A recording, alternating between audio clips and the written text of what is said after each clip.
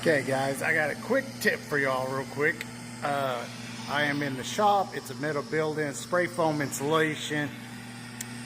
Radio has no reception. I mean, it's all static. So I decided how to amplify this to get radio stations to come in. Take you a speaker wire like that, wrap it around your antenna. Yeah. Then you're gonna take the other end of it, make you a loop like that. Now we're going to put it onto the ground prong like that, and now plug it in. Now you got perfect radio reception. Essentially, I am using the entire ground wire. So we got, I don't know, probably about 200 feet of antenna.